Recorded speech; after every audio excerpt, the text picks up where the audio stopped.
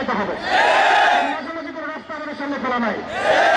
সেক্ষেত্রে থেকে আমরা বিজয় ব্যক্ত করতে পারি, বাংলার জমিনে আমরা আল্লাহর সামনে কটূক্তিকারী, নবী সাল্লাল্লাহু আলাইহি ওয়াসাল্লামের সামনে কটূক্তিকারী কোন ব্যক্তির অস্তিত্ব রাখবো না।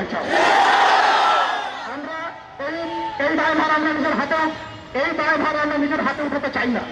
আমরা চাই আমাদের প্রশাসন, আমাদের কর্তৃপক্ষ, আমাদের সরকার, আমাদের উদ্যোগী কর্তৃপক্ষ তারা নিজেরা উদ্যোগ নিয়ে রাষ্ট্রীয় আইনের মাধ্যমে এই দ্রুত বিচার বাস্তবায়ন করবে।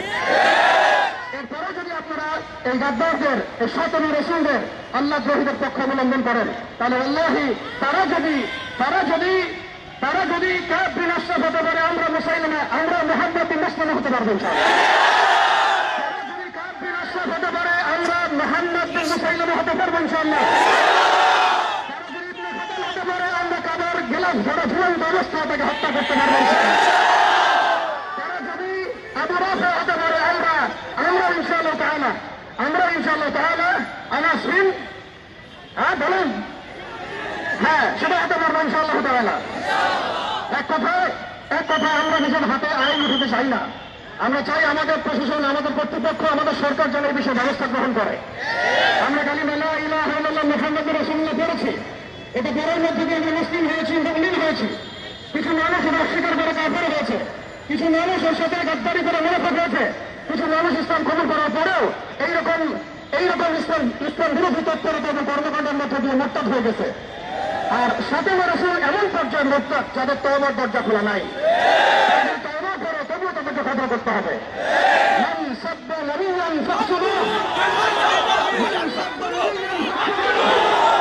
মান সাব্বা নাবিয়্যান ফাহসুরুহু। আল্লাহ রাব্বুল আলামিন আমাদের সবাইকে তাওহীদের উপর থাকার তৌফিক দান করেন। একটা কথা বলে শেষ করব, আমরা আমাদের স্বাধীনতা, সার্বভৌমত্ব এবং ইসলামের মৌলিক অধিকারগুলো ততদিন পর্যন্ত বাস্তবায়ন করতে পারবো না যতদিন পর্যন্ত বাংলার জমিনে শরিয়া কায়েম না হচ্ছে, যতদিন পর্যন্ত বাংলার জমিনে আল্লাহর দ্বীন প্রতিষ্ঠা না হবে, ইমাম এবং খেলাফা না আসবে, ততদিন পর্যন্ত আমাদের স্বাধীনতা বলে কোনো কথা নাই।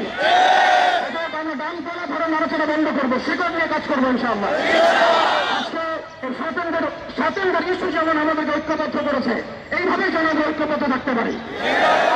কোন কাফের মুশরিক মুরতাদ মুনাফিক যেন আমাদের মধ্যে বিভাদ সৃষ্টি করতে না পারে। ভাতৃত্বের বন্ধন, তাওহীদ এবং সুন্নাহ নিয়ে ইনশাআল্লাহ আমরা বাংলার জমিনে আল্লাহর দ্বীন কায়েম করে ছাড়বো ইনশাআল্লাহ। ইয়া হুররিয়াত ইয়া শাহাদাত, ইয়া হুররিয়াত ইয়া শাহাদাত। আল্লাহুম্মা আমিন। আসসালামু আলাইকুম ওয়া রাহমাতুল্লাহ।